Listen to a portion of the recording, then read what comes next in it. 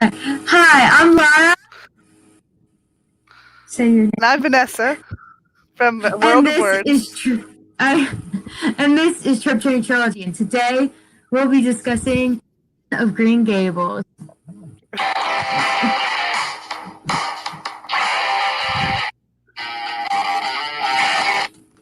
Okay, so gotta have my dorky intro. Okay, so what did you think of the book? I thought it was really cute. Yeah. I've watched 2 adaptations of the show, so I kind of knew everything that happened, but it was still really cute. I really like Anne. She's such a cute character. Yeah. She's the most adorable character. If I had her as a daughter, I would be perfectly happy with that. Or if I was her. I know. I don't know why Marilla keeps complaining. Wait, people complain about Anne? What? Do people complain about Anne? Oh no, can you not hear me?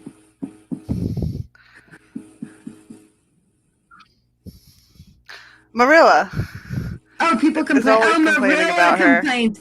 For a second, I thought you meant everyone who watched the show were like, it's the worst. I'm sorry, I heard everyone. No. Everyone loves Anne except for Marilla, who's like, she needs to be like this perfect little angel. When I tell you to do chores, you need to do your chores. And I'm like, she's 10. Stores are overrated. No, sorry. Everybody is like that when they're 10. Yeah, I know. Except maybe Marilla wasn't. We don't know. I bet she was, though. She just forgets. I know when I was younger, so my first introduction to Anne of Green Gables, because you watched both the shows, right? Yes. So when The I old was one and then the new one. Okay. Yeah, so when I first heard about, my cousin actually told us a bedtime story using like my mom like had a bunch of like dolls, not specifically this one, but dolls she put everywhere in my room. So there's one that looked like more humble and one that looked like a princess or whatever. So my cousin was telling a story and she pretty much reiterated Anne of Green Gables, except she said that she got nicer clothes, which is not true apparently, because Anne never got the puffy sleeves until way later. But like my cousin, Yeah, I was about to say, she does get the puffy sleeves eventually. yeah, it just takes a while. But my cousin literally told the story. She said there was like a shy man who picked her up, and it took a bit to get home. And then the woman was like, "Wait, we're supposed to have a boy." Like it was exactly Anne of Green Gables. I was like, and I didn't realize it. My cousin did the same thing, except for she told us this hilarious story, and then it turns out it was George of the Jungle. Do you remember that movie? It's like Yeah, exactly that movie. I was like, wait a second. it wasn't Like, original, older but at cousins least do that. yeah, at least the execution was well done. Like it was well told. Yeah, Yeah. me and my sister were laughing hysterically, and then we watched that movie, and we're like, hold up. And then after that, my mom actually got me this book. But you see, this is an abridged version. I didn't know that.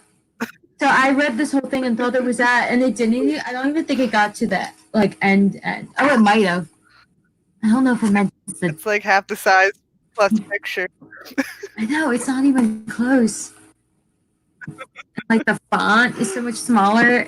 Yeah, I read actually a lot of this book while at the gym on the elliptical. That's a good spot. Yeah, but so I really liked Anne in it. I thought she was so adorable and wholesome. I think the best descriptor for this book is wholesome for me. And funny. And adorable. What? Oh, I said if I describe this book in one word, it'd probably be wholesome. Yeah, definitely. It makes me so It's so happy. sweet. Yeah. One thing though that Anne does that I'm like, wait, I think I've done that before is you know how she like imagines some whole scenario where her friend would get married and leave her and it's like completely irrelevant to everything, but she just imagines something and gets worried about the things she imagined.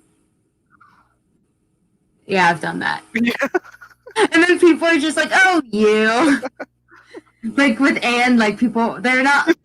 Oh, Anne, that's how Marilla reacts. I'm like, why? Why am I the weird parts of Anne? Oh no. There's a little Anne in everyone. I mean, I was probably dramatic as a child too, running around in the woods and pretending I didn't mean was an as orphan. a child. Me and my friends would do that. we went into the woods and each created this tragic orphan backstory, and then we would like make a fort and like meet up there and be like, we're running away from home. Honestly, playing pretend outside is so fun. Yeah. Anne would have been such a fun person to be friends with. Probably, yeah. Because she has the crazy imagination. Yeah, but she already has her bosom friend, so we'd have to be the second rate, not bosom friends. Is that what you call it? What's her friend's name? Push Diana aside. Yeah, we'll push Diana. We'll push her into the wall. Because Diana wasn't really that creative either. She just went along with everything. Yeah. Well, I feel like I might have been. Keep going. Oh, I think I might have been the Anne sometimes, where I would like be coming up with crazy scenarios, and my friend would be like, "Oh yeah, sure, let's go along with it." I feel like I came up with crazy scenarios too, and one thing though is maybe Anne wouldn't have liked the competition though.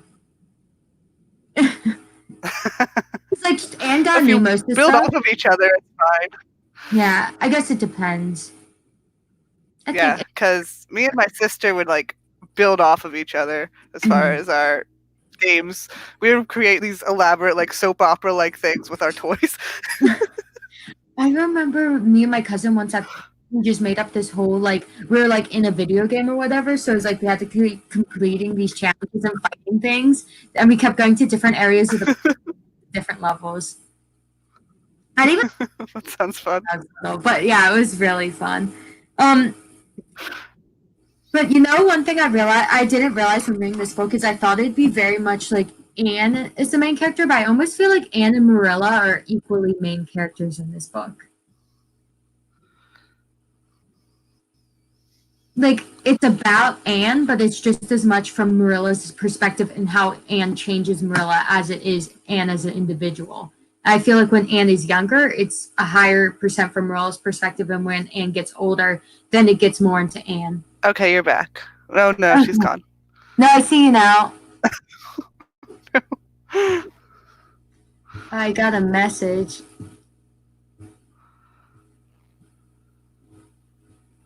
Okay, I actually have customer service respond. I don't know what's going on. Hello? Laura? Yeah? Are you still there? Okay, Yeah, you're still there. Okay, you froze. And then I was like, oh no. Yeah. Oh no, she froze again. Oh my gosh, I just checked the Am I frozen? No, you're not frozen for me. I just checked the live stream though, and we were having some difficulties before even starting this live stream, so now I'm like, are we even moving? Fingers crossed. So far, so good. Oh! No, someone just commented we're both frozen.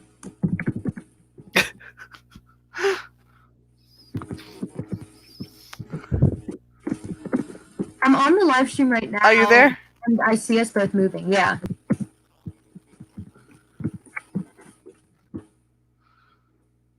Hello. I feel like I can hear her moving unless I'm disappearing on the screen. I don't know what's happening. But she appears to be frozen. Oh no, we're frozen. Wait, now I'm not frozen. Wait, we're not frozen. We're both moving. I think it's just on StreamYard. I think we're actually fine. So are we both frozen? No, we're fine. We're fine.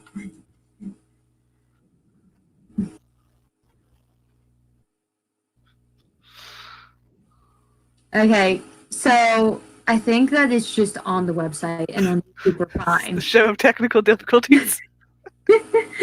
Worst comes to worst, we should just talk on the phone and then have it for us while we're talking.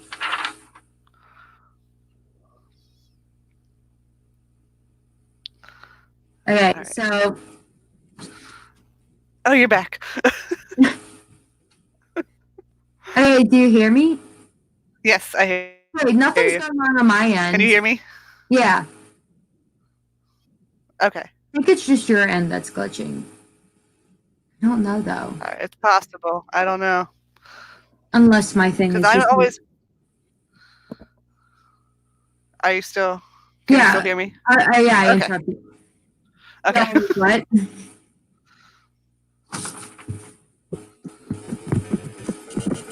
All right. What were we talking about? So when it comes to Anne of Green Gables, I said I almost think it's just Marilla's perspective as it is Anne's perspective. And earlier in the book, I think we almost get more of Marilla's perspective than Anne's. Yeah, that was interesting how it does seem kind of almost half and half with Marilla, because she's always talking about how Anne's like so, I don't know the word, like ridiculous, or she's just daydreams and doesn't want to come inside and help with dinner. Yeah, it's funny because I don't necessarily, I think Anne and Marilla are equally main characters, and Anne's arrival is the catalyst for the story, but I think they both have character arcs that are occurring at the same time. Yeah, And I almost think Marilla's character arc is more strongly based on Anne arriving, whereas Anne's is more just her growing up in a more natural way. yeah. And finally having a loving home. Yeah, Poor thing. yeah, just instead of being the babysitter for life. I know, that's It's horrible. like they didn't even adopt her as one of their own kids. They like, They have 4 children for her to take care of. I'm like, oh my god. yeah. And it's like it's not like she's just one of the family. It's like she's literally just the nanny. I know. It's so sad. But I Yeah, mean, they did want to adopt a boy just so he'd work the farm. So I yeah. guess that's what you But did with orphans. Matthew wouldn't have been able to be harsh with him though. No, because they're so nice to Jerry.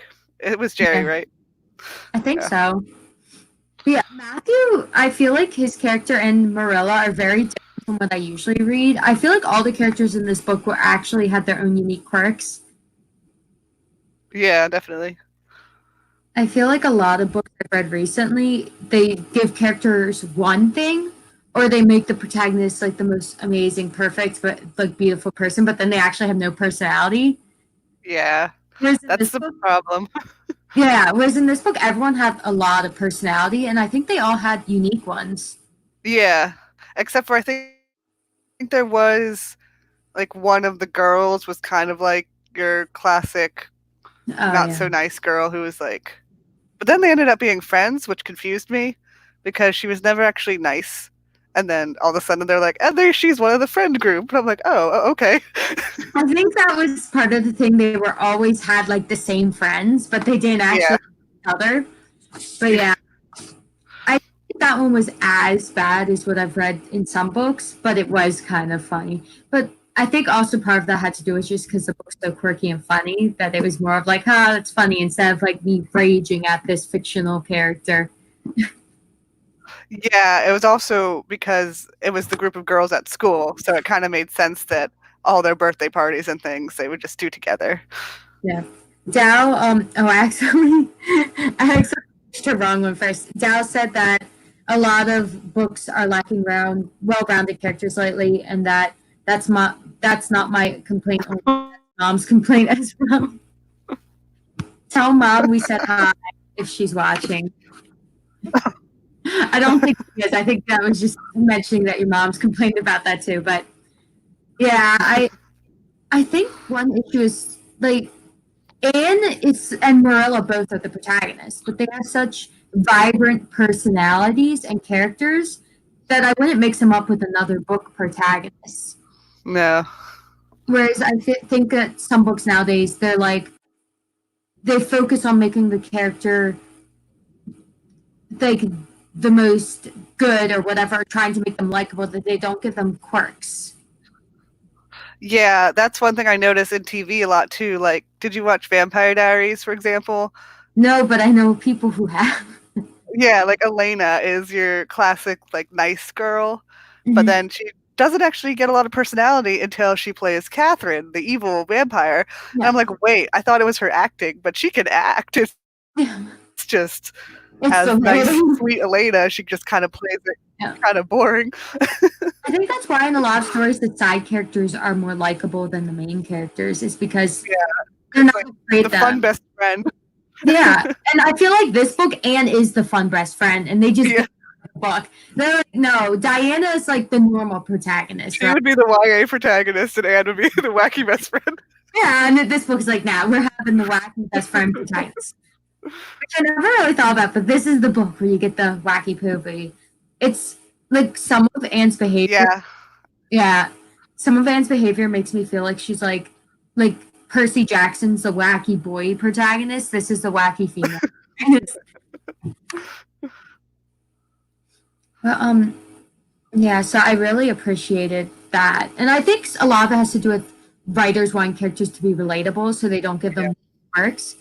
And I almost feel like if one of the weird quirks is something I relate to, like what I said about Anne getting worried about things in her head that aren't real and relating to that, I feel like that's another thing. Like, I don't relate to characters without personality, but I can relate to a character with tons of things unlike me, but has one thing like me. yeah. That's why I try and make, like, I have an ensemble cast in my book, and one of them is kind of, I guess, like the fun best friend who's like quirky and fashion. Well, she's not super quirky. I don't know. She's kind of like crazy and she loves fashion, and she's like kind of silly and fun. She's really fun to write. And then one time my mom was reading the book, and she's like, "Wait, is this character you?" And I'm like, "No, but I'm so flattered. Thank you." I was like, I didn't think I was her. I thought it was like kind of more like this other character I wrote. But then she was like, "Is this you?" One more.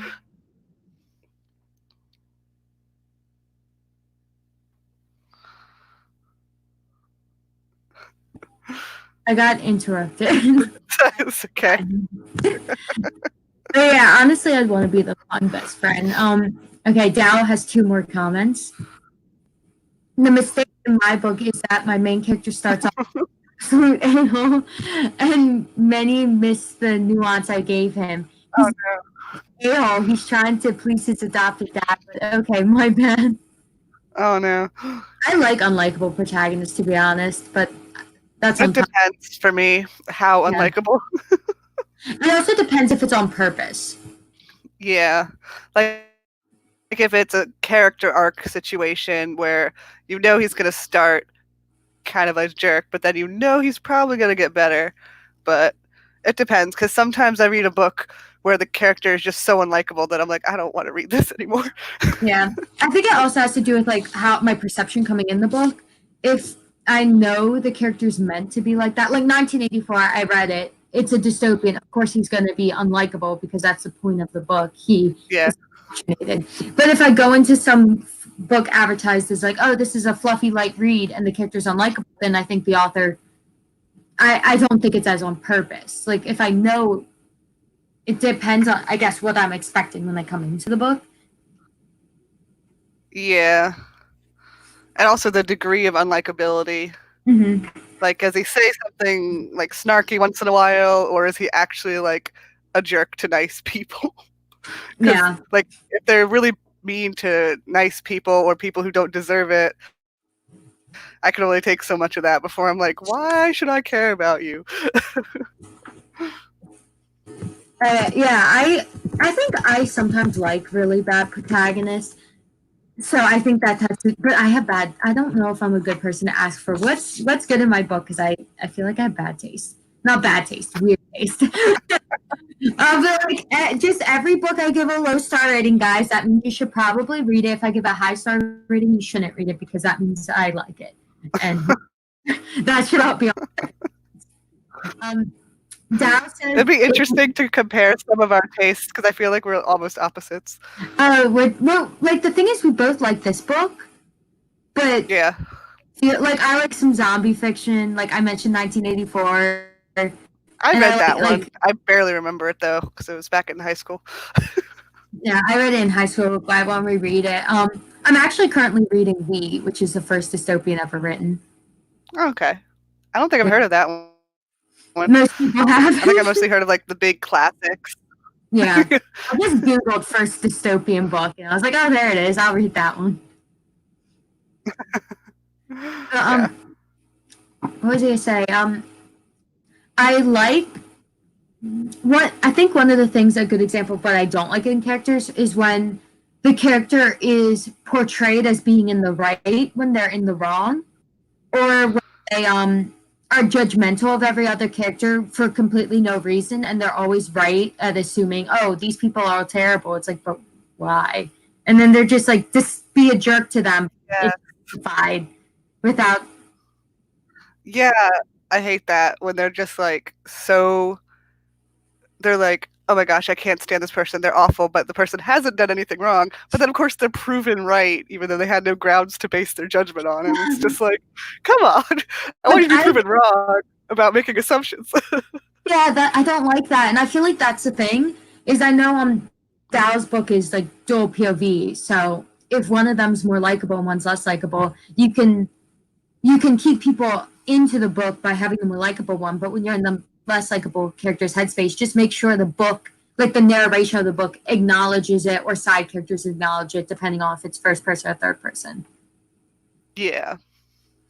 Like, if it feels like the author thinks that it's in the right, that's when it gets frustrating, in my opinion. Yeah, definitely. And consequences. Like, I've read so many books like that, and I'm just like so annoyed. Yeah. I'm like, come on. It's like, if people hate your character, just have bad things happen to them for them being a jerk, and then they'll hate them less. Because they're, or like, things are getting comeuppance. I know. But I hate the character that's always a jerk, but then everything goes right for them anyway. I feel like this happens a lot in TV, where they're supposed to be in the right, but they're clearly not. Yeah. And then the writers seem to think that this is a wonderful character, but they kept doing mean things, but things always go right for them. And I'm like, wait, this isn't fair. I think the best comparison to that, like these things done wrong in those books, to like Anne of Green Gables, is Anne getting mad at Gilbert for when he's sure. But the thing is, I don't think the book even knows, like, calls out and is like, oh, Anne's being so dramatic. Like, it's part of her character flaws. Yeah. And she overcomes throughout the book. Like, that's probably her biggest flaw she overcomes. I was actually shocked reading the book, because in both versions of the show, she becomes friends with Gilbert so much faster. Yeah. Because I think they want them to be like actual friends. Like in the new one, they're still only like 16 and they're already like love each other. But in the book, she's like college. I'm still not talking to him. Yeah. I'm like, wait. But I think this is actually a good example of a character being judgmental, and then the books being like, yeah, not your judgments aren't right. And I think that's appealing. Yeah, see. Oh, it was more, I don't know if she was being judgmental or she was just like holding on to this grudge, because he pulled her hair or called her carrots when she was 11 years old the first day they met, and she was like, never let that go. And he's like, I'm sorry. And she's like, no. No, how dare you? I just realized that we forgot to summarize what the book's about. We're like, we're a couple minutes in already. Anne of Green Gables. Okay, so Anne of Green Gables is about Anne, who is a young orphan girl, and it starts out actually from the point of view of Marilla and Matthew, who are brother and sister, who are both older and live together. Neither of them ever married, and I didn't realize they were brother and sister in some sense. So spoilers, that's not a spoiler. They're running their parents' farm. Yeah, so they're running their parents' farm, and since Matthew's getting older, they realize they need help on the farm. So they're like, we're going to adopt a little boy. And then when Matthew goes to the train station, this appears and does not look like, yeah. You know, and she's alive. A very masculine living porcelain doll that kills everyone. No, I'm just kidding. Anne's the one at the train station. At first, he's like walking around being like, is there a boy somewhere? Then finds out that Anne is the boy because they sent someone else to like help them figure out who to adopt. And for some reason, she's like, I'll get you a girl. You know, she said telephone game. And so Anne comes home the shy Matthew. They instantly become kindred spirits. Because he loves people who talks because he doesn't talk. Yeah. So It she just works. talks his ear off, and he's just like, "Yep, this is entertaining." And then he brings her home, and his sister Marilla's like, "We need to send her back. We wanted a boy. She can't do the farm work." And then Matthew's like, "But I like her." And Anne's like, "My life is ruined." Because we did mention earlier how she's been an orphan and like she's literally just been people's nannies for her entire life. She's been very cruelly mistreated too. The orphanage, well, they didn't mention it in the book so much as like the new adaptation of the show. The orphanage was like kind of an abusive place and everyone picked on her. And then she was with horrible families that were really mean to her. And Yeah, poor thing. in the book, they don't mention the orphanage being abusive as much as lack of imagination and very like strict and dull. Yeah, and like the show have like PTSD flashbacks. Oh no, the book doesn't have. Dark. I think the book like I think the show is like, let's give her a more tragic backstory. Yeah. But the families, they weren't like hating her abusive, but they were definitely neglectful and forced her to grow too quickly. And then she goes there and she's all sad because they're gonna send her away. Well, Marilla wants to, but then Marilla feels guilty, and then Anne gets to stay. It's called Green Gables, and it's about her growing up with them on an island in Canada that I forgot the name of. Yeah. And yeah, it's just the things that happen in her life as she grows up. So there's our all the wacky adventures because of her personality. Yeah. She gets herself into situations because she talks back to people when she shouldn't. Yeah. I was going to say, oh, that reminds me of the teachers. So should we mention the creepy teacher? Yeah. So the first teacher at school was this guy, and it's like mentioned like over and over again how he and this one older girl student have like a romance. Like nothing explicitly is stated, but like at least they're flirting with each other. That's pretty much confirmed. And that he like gives her presents. Yeah. And Anne like goes home and she's like 16, I think. Yeah, and like Anne goes home, I think she's 16. And it's like this grown man. It's so weird. And like 20 something. Yeah. It's just mentioned like multiple times and nothing happens with it. And all the adults are like, stop being gossips. And then the teacher just leaves eventually and everyone's sad even though he was a jerk and no one liked him. Wait, I thought they got married. No, he just leaves. Oh. Okay. Maybe that was the show. There's this whole like marriage subplot. You just like make stuff up. I feel like the show added a lot more drama. They did because she's still only 16. Yeah. In the show, it starts when she's like 12 or 13, and then they add like all this other stuff. And I'm just reading this book, and I'm like, wait, all this stuff didn't happen. There's a fire. There's like all this, a whole new characters. I will say with the book, even though like the voice of Anne and Marilla is very fun, entertaining, a lot of stuff doesn't really happen on the page. So I'm not. Yeah. Because it wouldn't work. Like it doesn't have the voice for a show, so they have to have more.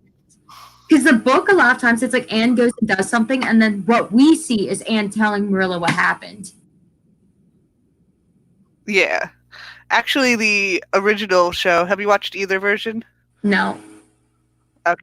So the original version is a lot more like the book, where it does kind of like time flies by, and it takes a minute for you to be like, wait, how much time has passed? Because all of a sudden, like, months pass, but they don't actually show on the screen how long has passed. So in that way, it's a lot more like the book, but the new one took it much slower and kind of dragged out, like, drama happening throughout the year and everything, and they just added all this other stuff, which confused me when I read the book, because I was like, wait, things didn't happen in the book.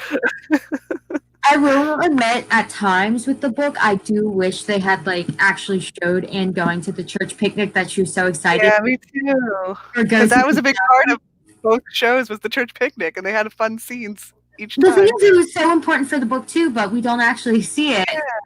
Yeah. like I don't know if that's the older writing style or what this author specifically did, but I will say this book, it to me, it felt like it was either dialogue of characters, like a lot. There's a lot more monologue into about events, or it was Yeah. describing the environment. There wasn't as much action written on this page. Yeah. Which I don't know if it's the writing style of the time, because it's like it's a really old book, Yeah. or if it's just like a stylistic choice, because I have seen some books are like that. Hmm. And it's not my favorite thing, but it is a Yeah. stylistic choice that some books do like it to be more like glossed over. And I would like to be like, every writing advice that I ever see is just like, show, don't tell, be in the moment. And then this is all telling. And I'm like, hold on. Yeah. I thought we weren't allowed to do this. I This is think not what I was told in every creative writing class. the thing is, there is a lot more strict rules now when we write books versus back then, because Yeah. like waking up on the first page when people first start writing, no one's gonna be like, "That's cliche." It's like, what's a cliche? I mean, not Or can't look in the mirror to describe yourself. yeah, but yeah. The thing is I liked this book and I think it worked well enough because Anne has such a cute, fun voice. And one thing about this book is it became so popular because it was funnier compared to most children's books Yeah. time period. Because there's a lot of quirky, weird, funny stuff. And since Anne is so charming Yeah. and with Marilla is the most important part of the book, it makes sense that the scenes we see are Anne talking about these things with Marilla.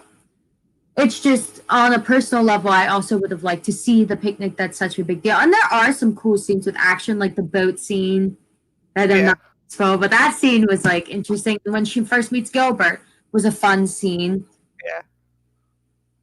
Yeah. And so Dow said that Also, it's a children's book. yeah. Okay. Children's books, I noticed, do tend to have a little bit more like glossing over things more than like young adult books or adult books, which is interesting because I think I did notice that if I've read like middle grade books, they do some more like just saying events. Mhm. I don't know how to say it, but they are a little bit more like this than a little more exposition. Yeah. Rather than just showing everything because they do tend to be shorter. Yeah. Usually I would think they would like summarize more of the slow events though, not the cool action. Like and when I say action, I don't mean fight scenes. Yeah, And they do. it doesn't have a bunch of fight scenes. Fight scenes. Yeah, just like Anne goes Super Saiyan and starts punching that mean girl. And the mean girl's like, I didn't think I was in this type of story. Yeah. It's like, wait, I thought it was in a wholesome, like. So Dow commented that orphanages tend to have a lot of kids fighting for attention. And Yeah. Yeah, because there's of the free caretakers and the environment turns out very competitive very fast. I think that's true. Yeah. I definitely think Anne probably had that in both the orphanage and the home she lived at because she was just there to take care of other people's kids. Yeah. Yeah. I can imagine them being annoyed by her because they have so much going on that they can't really give her the attention that she really needed. And that's a good point because Anne actually really likes attention. She does. She needs all the attention. So I think that's actually a good way her backstory ties into her. And also I think I like the nuance of her backstory because it's not necessarily like a lot of times the backstory of the orphan kid is that everyone hates them and was mean to them and abused them. But in this one it's more of neglect. And I feel like the neglectful side isn't as explored as often as the direct attack. Oh, and what now? Say good evening. What have I missed? He's from the UK, so it's evening there. So we've just been discussing Anne of Green Gables, and we summarized it.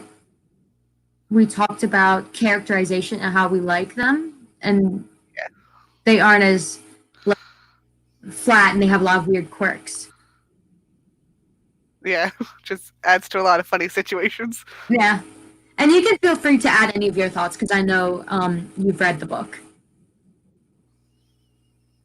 Oh. What? At first I thought you were talking to me, and then I realized, wait, you're talking to me. I was like, yes, I have read the book. Oh, Dow said neglect, my favorite story topic. Oh no. And butter my writing. Is this serious? I think it's serious. Dow likes to write quick stories. Honestly, is it sarcastic or not?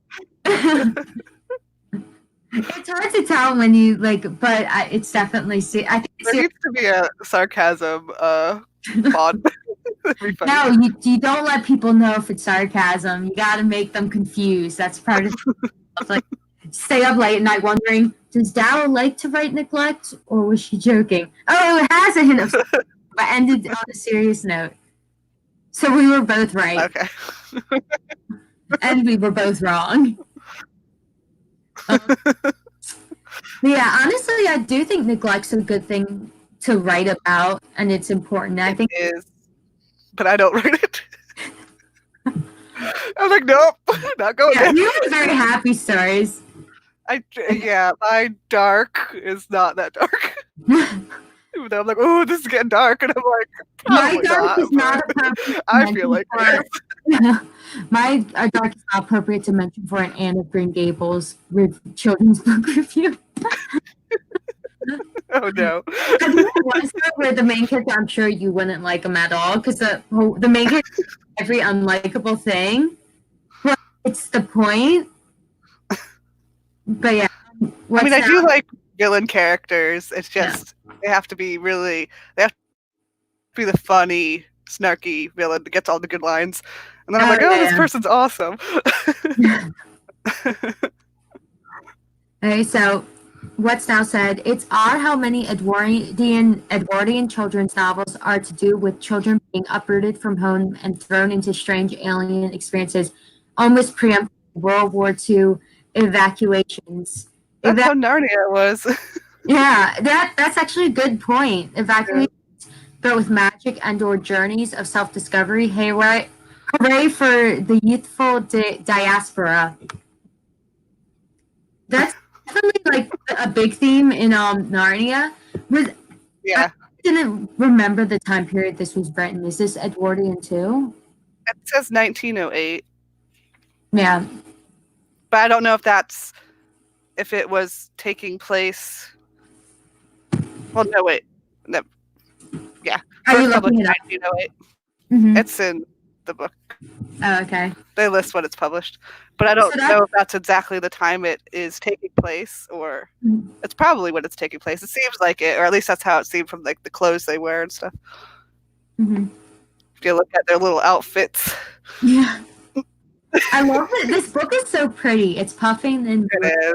I love it so much. Like this, I have Little Woman that matches it. So I just need 2 more books for my collection. But the thing is, I actually own one of the books in the collection. I didn't realize that. Yeah. Thick though. I remember that book. Look at it compared to all the others. Have you read it? No, I haven't read it yet. Edwardian is generally from 1900 to the end of World War I, even though Edwardian wasn't on the throne for that long. Even though I called him Edwardian.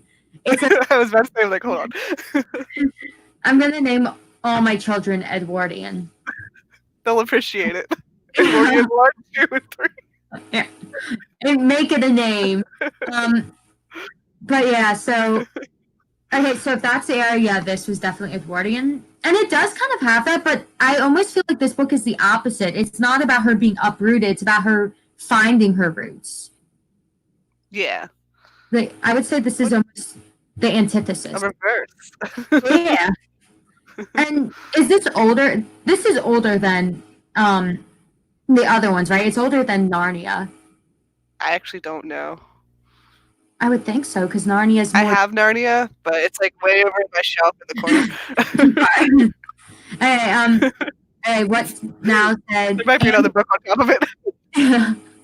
Anne of Green Gables, Secret Garden, The Railway Children, The 5 Children, and It. Peter Pan, You Can't Move for It. Sticks tongue out. can't move for it. You can't move for it. I'm confused.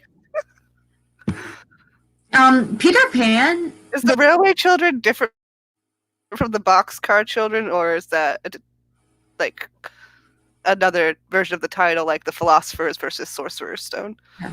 Oh, and Narnia was in the 40s, so I was right. It is way later. Okay.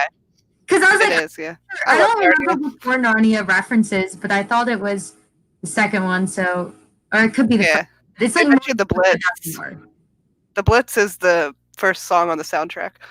Oh, okay. I actually have. Okay, sorry, dialect. You can't move. Oh, okay. Everywhere. Okay. And Dallas. Us Americans don't understand. So yeah, actually, I've watched Secret Garden when I was little, and that movie was so that movie creeped me out, and I thought it was really cool, just because I barely remember it.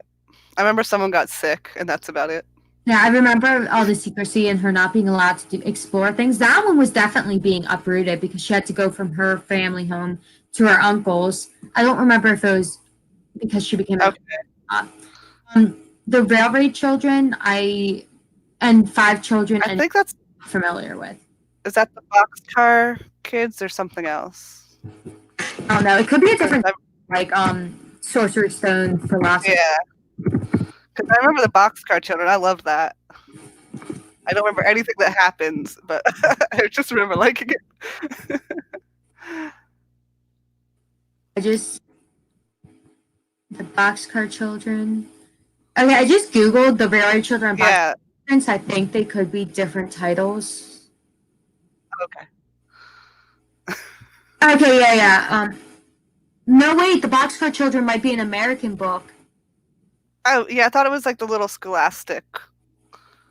I mean, I read the little tiny versions from the library. There's no connection. They're completely different books. Yeah, it's not like it's not like Harry Potter. Okay.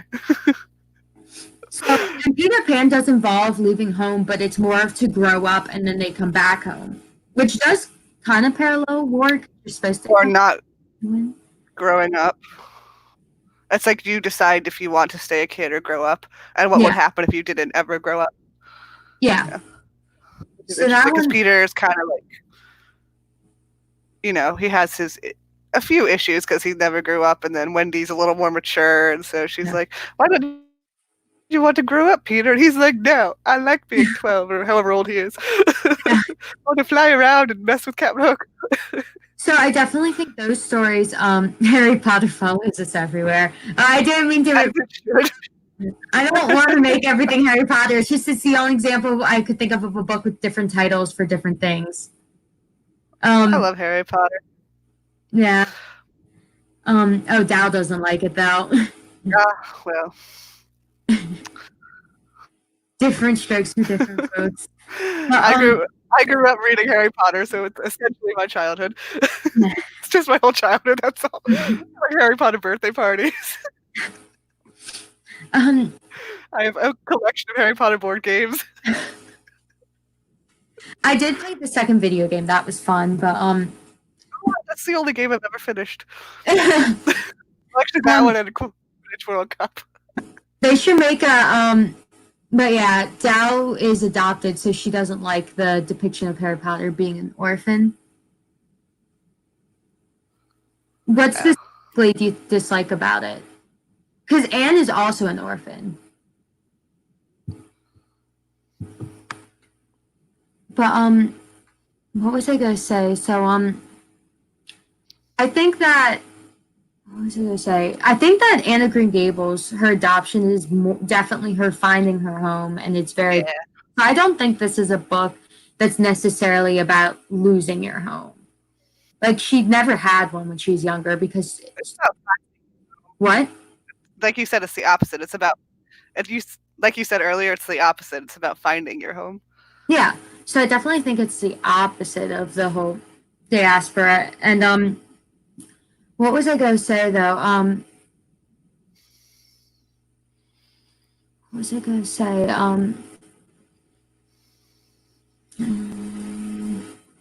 So, what do you want? Okay, the PS1 Harry Potter game was horrifying. Wait, which PS1 Harry Potter game? I like the first Harry Potter game. The fourth one's the only one that's really bad. I only have Chamber of Secrets and Quidditch World Cup, so I can't really. Oh, PS1 has it. I think you are talking about the first one. I've watched entire Let's Plays of it. We're getting distracted from what we're supposed to be talking about. Now we're talking about Hagrid's. Harry Potter video game. Yeah. I really liked Harry Potter video game. I liked the first and second one because I did eventually get the first one, but then my parents got me the fourth one, which was terrible, so I didn't want any more. But I didn't realize it was the only terrible one. Oh. You don't even I fight the dragon. And the fourth one? Yeah, you don't fight the dragon in the video game, or go in the maze, or go in the water. It's like that seems like the whole point of the game. Yeah, like the fourth one was perfect for a video game, and they ruined. Yeah, it's like the best one for the game. I feel like okay, we got to talk about this book. What type of video game do you think Anna Green Gables would be? It would be like one of those really chill, like lifestyle video games. Yeah, I think it'd be like a point and click one. Yeah, and it'd be like you have to like do your daily tasks. I don't know, kind of like what's that game everybody likes about the making a farm or something? Oh, like Harvest Moon, or the there's one that's right now that everyone's talking about. Stardew Valley, that's it. Oh, Stardew Valley. Animal Crossing, yeah, that sort of game where it's like she goes to school and then she has to put her cake in the oven and you have to wait a certain amount of time and then you can make your cake. Yeah. I honestly don't know how this would be a video game. No, she would definitely. So random. That type of game, and it probably would also have some like story-driven thing where you have to like go help people. Outfit. Yeah, like you have to earn stuff so you can get poofy sleeves on your dress. Yeah, and her little hats and stuff. Yeah. And you run around the forest. And the adorable author, and fictional fangirl. She was here, I think, earlier. I forgot to say hi again. Hello to everyone. Yeah, and adorable author says that Anna Green Gables was one of my childhood heroes. Yeah, I definitely loved her as a kid. I think that was really what inspired our games of running around the forest and pretending to be orphans, making a fort, decorating it with nail polish. I have no clue what he's saying. I think this is question for the Anna Green Gables name. It'd be a Diana. Oh my gosh, I did it now! I didn't realize it. Yes, that would be the best part of the game. How dare you drink too much wine or whatever cordial, whatever cordial is. It's like, it's not Anne's fault. Your daughter drinks too much liquor. She's greedy. And it's like, oh no, she didn't. Fictional girl said she's never read the book, but has been dying to since the Netflix original. Yeah, just to warn you, fictional fangirl, they added a lot of stuff to the Netflix show, so this like glosses over years at a time, whereas they added the whole characters and everything. So it's going to be a little bit different. It's a lot more similar to the really old version of the TV show. But yeah, it's still a really cute book to read though, like because you see still the characters are still the same, except for Cole is a new character that's not in the books. But I wouldn't know. I've never seen the show. Yeah. Oh, the adorable author wants to say, because we're having so much fun. Well, just quit your job, backhand your boss across the face. You're like, I'm done with this place. I can't watch this live stream of a book review. Yeah. You know, family emergency. I'm sick. I feel like it would work better if she didn't slap her boss across the face like I suggested. It's a family emergency. It just makes me in a slappy mood. And then It's raspberry bloody cordial. I actually have no clue how to pronounce that. Cordial? That's what I said, but I Oh, don't know yeah, if I that's think right. that's correct. I think you're correct. The adorable author works from home. Well, now you can't slap your Ah, boss with that. No, just kidding. Please stop. And what now said to stay, we have Royal Canadian Shenanigans. I didn't realize this book took place in Canada. I actually started reading it, uh, which is cool because I yeah. don't read any books in Canada, so now I'm more well-rounded. I don't think if I have. I have a book by a Canadian author, The Handmaid's Tale, but that takes place in the United States, so Yeah. the closest thing I have, I think. I know a lot of shows that take place in Canada. I Because I don't. think I'm thinking of Orphan Black that takes place in Canada, Oh, even it though does. I thought it was London for a while, because both of the main characters have British accents, but they're adopted, so Oh. that's why they have accents. And then their mom has like a Scottish accent, but they live in Canada, so it Yeah, confused me I for a would while. have probably thought it was somewhere else now. Wait. Oh, the adorable author is singing "Oh Canada" now. Oh Canada. I can't sing. That's all I'm gonna do. So also, why That's is the only the part I camera? know is Oh Canada. Yeah, the camera's working so good now. Why was it messing up before we started? Maybe it doesn't like across from my window. It only likes here because it's kind of like a corner. Maybe it I do just have a wants to weird hear. cell phone tower that my mom says Um, does weird stuff to the internet, so I don't know. You think it uh, make it better, but apparently it makes it worse. It makes our internet go out, maybe. I don't no, know. that's frustrating. The Call of the Wild is based in Canada, and if you mix it with Anna Green Gables, you get some of my best fans. Wait, did you actually write fanfic crossing Call of the Wild and Anna Green Gables? So does she like run around with the dog or something? Or is she a wolf? Like is Anne like a dog or a cat that needs to find freedom? Or I'm just very curious. Or is it freedom in the Call of the Wild? So the crossover would be she's a cat or dog who needs to find a home. Then she gets adopted. It's like the same story, except for Marilla's telling a cat, "You need to help me make dinner." And then Marilla's crazy. the cat just kills all the rats in the farm and throws them into the stew pot. But you see, it's a cat that doesn't like do any of the preparation, so it's just fully fluffy rats. This is first real quick. I'm sorry.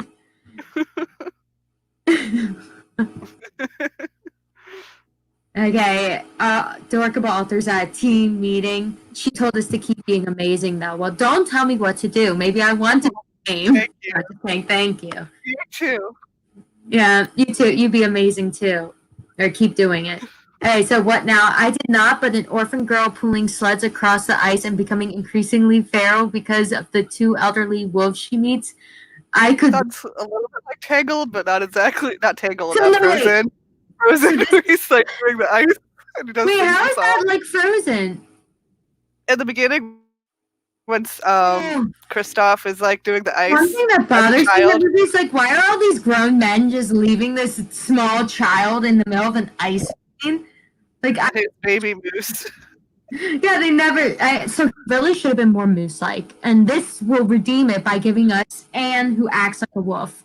So instead of making Anne a cat, we're making the Call of the Wild character an orphan girl. She has to have red hair and freckles, though, and you have to spell her name with an E. Yes. If you don't It's do it, much then more yeah. romantical with an E. Yes. If you don't do that, then I won't read your fan fiction. It has to have an E. Even if her name's not Anne, there has to be an E at the end of it. I could. What's another A? Like Catherine with an E or whatever. My name, Laura, just slap an E on the end. Vanessa, slap an E on the end. Or Lori. No. Oh yeah, that actually does kind of make a name, Laura. Except no one spells it like that. Sold, greenlighted, $1 million right there. Can we be in your what's the word? The acknowledgments page where you're like, thank you to all. Thank you to Laura and Vanessa for inspiring this beautiful story. Exactly. Oh, Oh my also, gosh, there was one book I just read where I really didn't like the book, but no, what were you saying? sorry, were you talking? Yeah, Oh, I was just going the to say that acknowledgments I made me feel no, keep talking at the same time. finish your thing. I'm going to change the topic. Okay.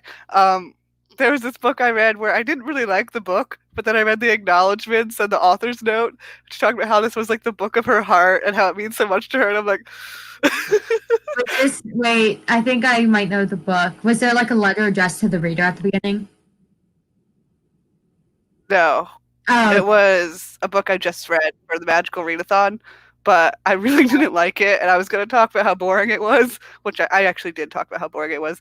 But and then I was like, I feel really bad about this because I feel the like, same way. but nothing happened.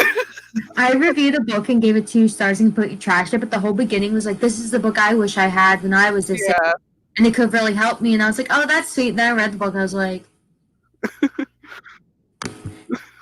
also, Yeah. was that the acknowledgements page or the blame page? What's the difference? It depends if the book sucked. Oh. No, I'm just kidding. If it's a good book, then it's acknowledgments. If it's a bad book, then it's blame page. Oh no. Is there an acknowledgments page in this book? I don't think so.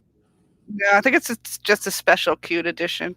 There's discussion questions, which maybe we should read.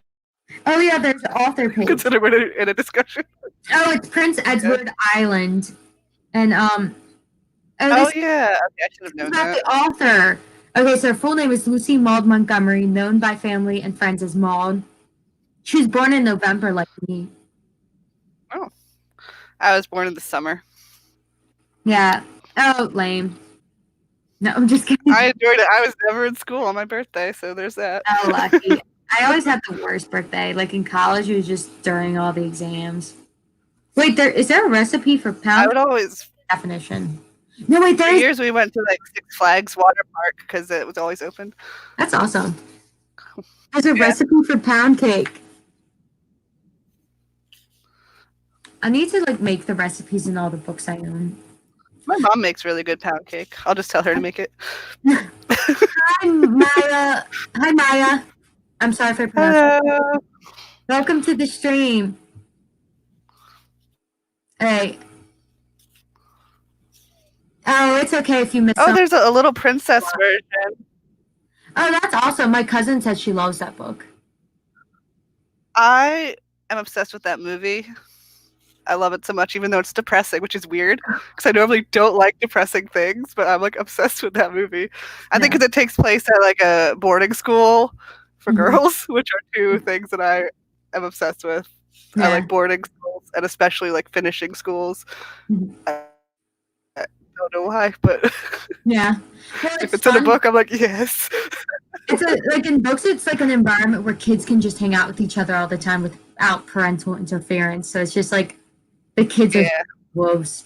Oh, Maya has Green Gables cookbook. Oh, that's cute. Can you bake the food and send it to us, please? I always wanted to try that Harry Potter cookbook, but it's very expensive. There's like an unofficial Harry Potter cookbook, and you can make the different things from the books. Mm-hmm. And so you just melt chocolate and dip a frog into it. I did actually make the wands out of pretzel sticks dipped in frosting, and that was absolutely delicious. Yeah, and then I made a golden snitch cake pop, so it turned out really lumpy and hideous, but it was tasty. That's the most important thing, though.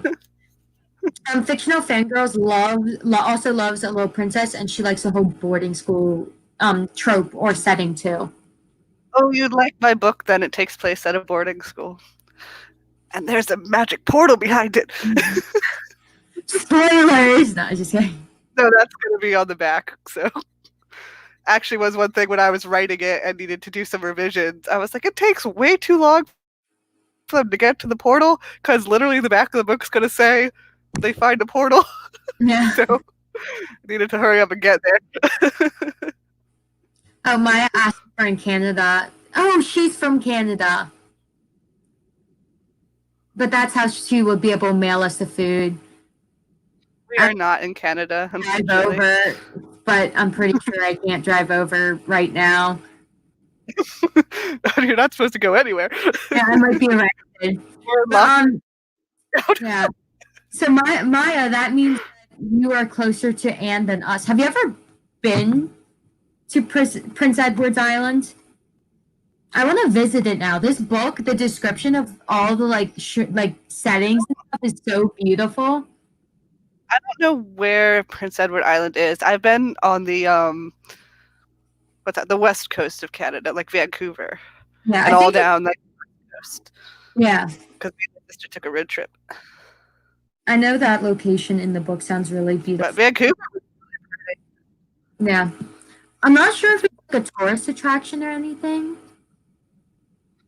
Oh, the by Vancouver, there's this place called the Capilano Suspension Bridges, where it's like these long bridges, like really high in these super tall trees, and that was really fun. If you are not afraid of heights, it's a great place. If you're really afraid cool. of heights, I would not recommend it. But if you're not, I didn't really left the country much. Once I was on a cruise and I was on an island for like a little bit, but my parents didn't let me do anything.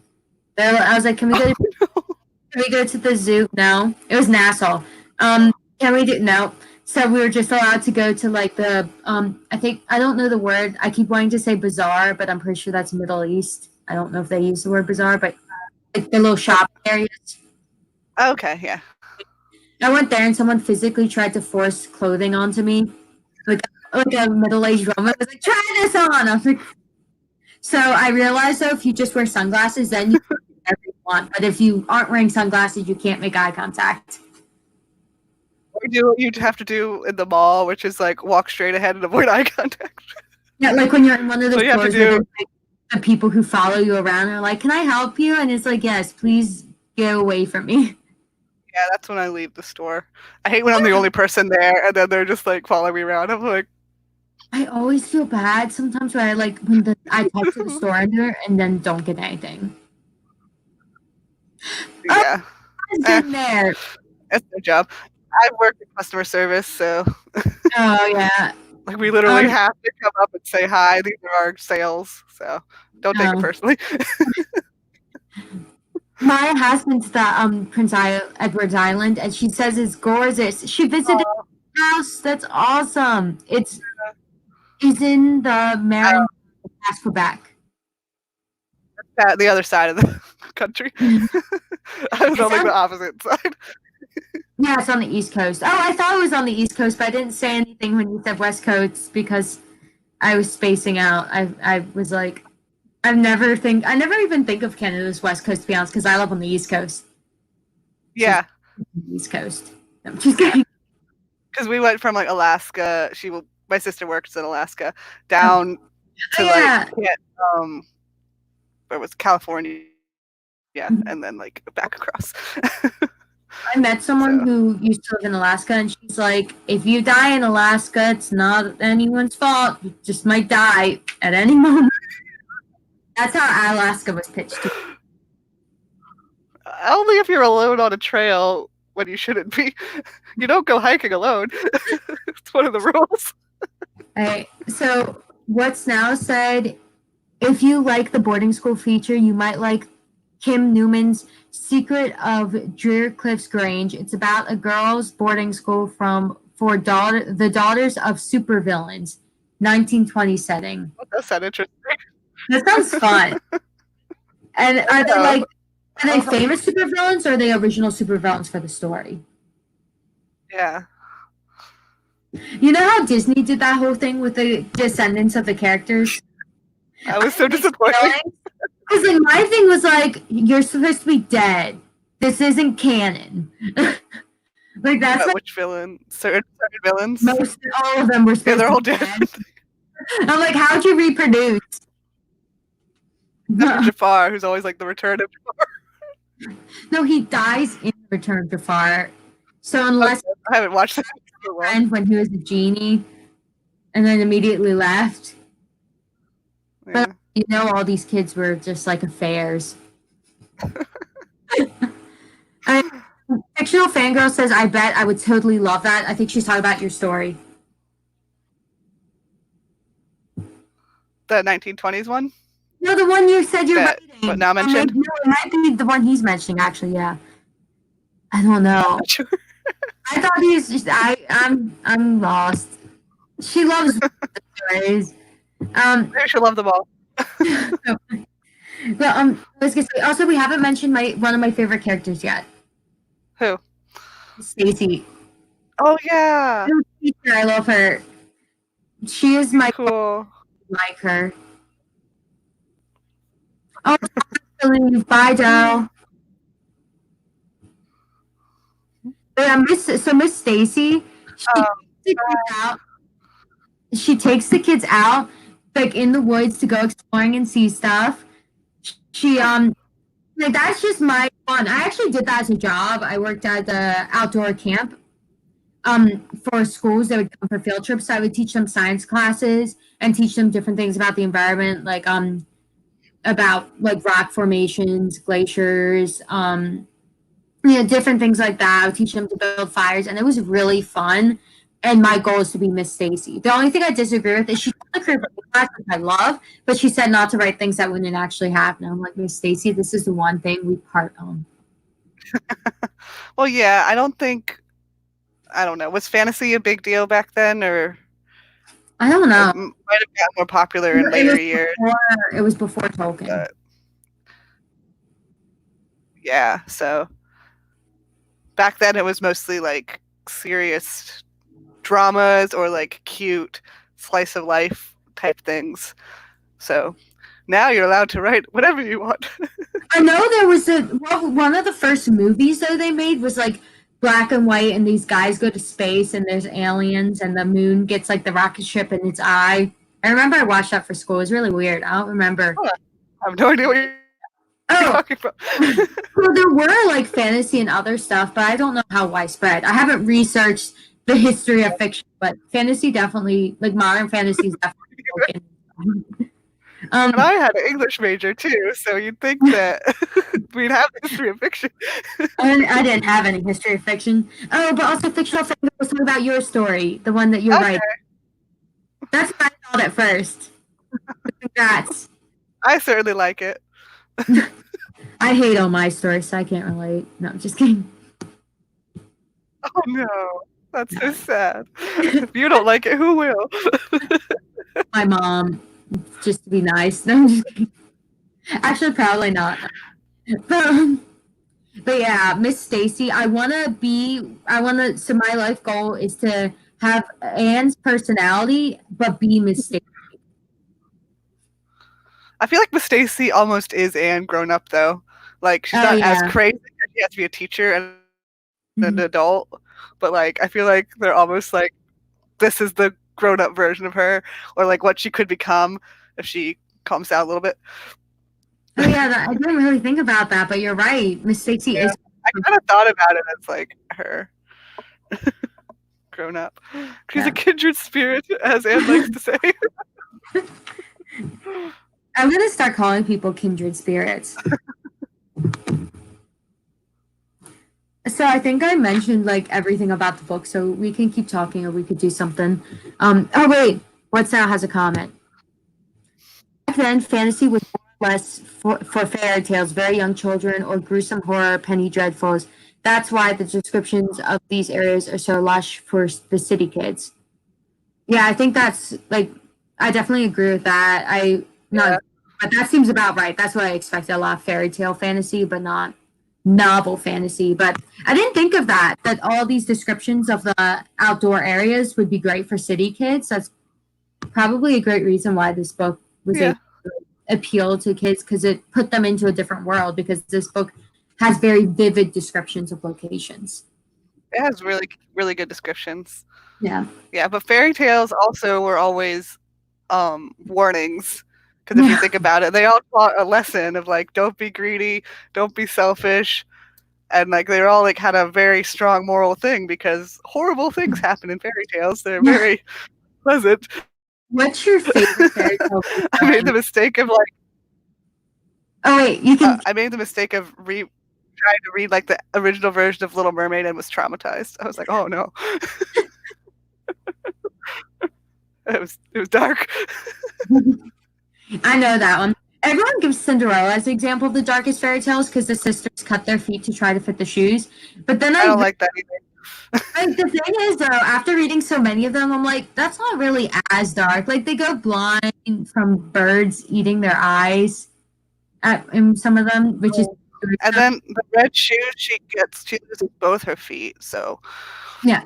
That was but awful. like honestly, some of the other ones I feel like are more messed up because Cinderella, at least like the nice person isn't tortured, whereas there are other ones where bad things happen to people, and it's like, There's one where this guy's stepmom cuts his head off and then ties it with a ribbon, and then he like has his sister feed him or something, and she tries to feed him, and his head rolls off, and then she thinks she murdered her own brother, and but then like her brother comes back as a bird and is like, hey.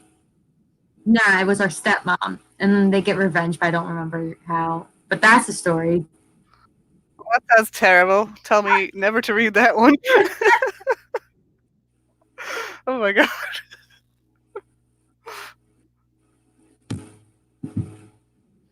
Okay, so, I mean, living in a time of high industry and uncertainty around the world, I think it's where the idea of escapism comes from, because in books like this where there were places you could actually get to, because in books like this one gives you hope that you can end up here, whereas like a fantasy you don't.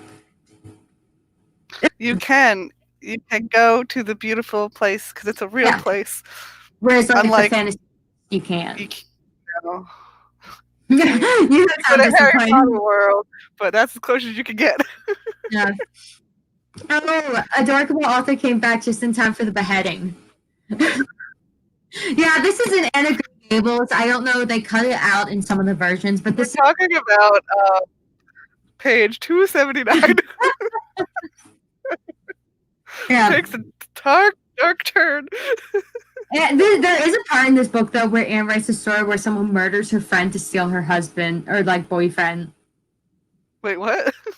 You know, like Anne writes a story about like this two women are in love with the same guy and they're best friends, and then the one woman who the man doesn't love like murders her friend, and then the guy goes to try to save her and they both drown, and then she dies. Yeah, she likes really dark stuff. Me and Anne have that in common. Like, see, this is why I have like Anne's story itself is like the book about Anne is wholesome, but Anne's head has the dark stuff, and I'm like, me and Anne, we got that. Her idea is like the more tragic it is, the more romantic it is. I'm not sure if I go for romantic. It's so beautiful because everyone dies. Like, what? So romantic. Like Anne, Romeo and Juliet's probably her favorite romance. The Titanic, like those are just that's her taste. That's her favorite movie. Modern Anne. Also, the main character's a redhead, so extra points for Anne. It's true. And what's now? And that's not me saying that. That's the Canadian Tourist Board with a gun to my head. Visit Canada. That's about visiting the island. Yes, it's just one big advertisement. Right. The Adorable Author says off of their heads, and then what's now said, English teachers around the world. What people don't realize about Anne of Green Gables is just how metal it is. Yeah, all the beheadings, the tragic murders. Yeah. And the haunted forest. Oh yeah, there is a haunted forest. She was so scared about the haunted forest that she made up. Yeah, and then there's Anne's funeral. That's pretty cool. It took you a moment to realize. That was actually a really good scene, though. Which one? The one where Anne has her funeral, you know, on the water. Oh yeah. I don't know how explicit I should be. Yeah, they're acting out something. Yeah. The Adorable Author. It's tragical. I love the word tragical. When I was It's really- watching the show, I kept wanting to call things tragical and romantical. Like, I I'm didn't all realize. like, why are you saying tragical? I can't thought, help it. you know how little kids will sometimes like add something at the end of the add something at the end of a word or something. I thought it was like that, but I was like, no, tragical is an actual word. Oh, really? I thought you made it up. Googled it, and it's a word. Probably because she invented it. Sad, especially involving death or destruction, a tragic face, a tragic plight, a tragic accident. Wait, they took off the AL for the examples, but it still used tragical as a word. Tragical is an Yeah, adverb. that's weird. It's gone out of use except for literature, so it's like an old word. That makes sense. Now I'm I looking just up thought you romantic. made it up. Yeah, no, romantical is a real word too. Of Aw. imbued with or characterized by romance, evoking or given to thoughts and feelings of love, especially idealized or sentimental love. And example, I guess, is a romantic woman. Men can't be romantic. Yeah. Oh, no, just kidding. Aw. No, just kidding. Everyone can be romantical and tragical. Just have to put your mind to it. So the workable author said end magical, which is another example, I guess, and then end stick tongue out. Oh. Yeah. Yeah. I feel like magical's so much more common though. Yeah, never went out. We need to bring tragical and romantical back. That's what we need to do. Yeah, we just need to start making our characters say that all the time, and then people will be like, "Wait, this is the new thing." Enough with all this weird slang people say. As Thou said, it's tragical, it's magical, it's fantastical, and more. It is. It does sound like a circus director. I agree with the adorable author. The greatest showman.